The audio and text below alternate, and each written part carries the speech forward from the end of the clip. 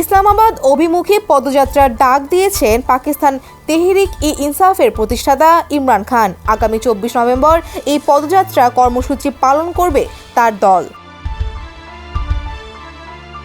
বুধবার আদিয়ালা কারাগারের বাইরে ইমরান খানের আইনজীবী ফয়সাল চৌধুরী বলেন, পিটিআইয়ের প্রতিষ্ঠাতা ইসলামাবাদ মার্চের জন্য একটি কমিটি গঠন করেছেন, তবে তিনি কমিটির নাম প্রকাশ করতে রাজি হননি।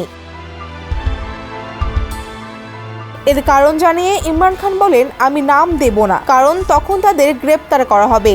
ফয়সাল চৌধুরী বলেন, ইমরান খান বলেছেন 24 নভেম্বর বিক্ষোভের কেন্দ্রবিন্দু হবে ইসলামাবাদ। পাকিস্তান এবং বিশ্বজুড়ে প্রতিবাদ হবে। দাবি আদায় না হওয়া পর্যন্ত আন্দোলন শেষ হবে না।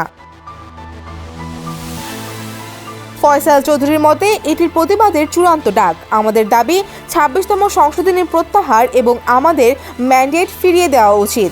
বিনা বিচারে যাদের গ্রেপ্তার করা হয়েছে তাদের মুক্তি দিতে হবে।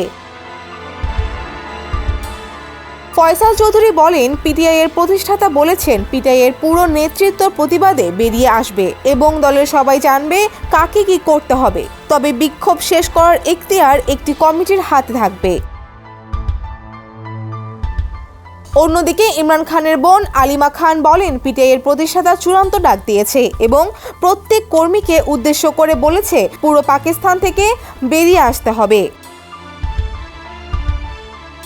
ফৌজিয়া ফারিহা, ডেস্ক রিপোর্ট, সমকাল।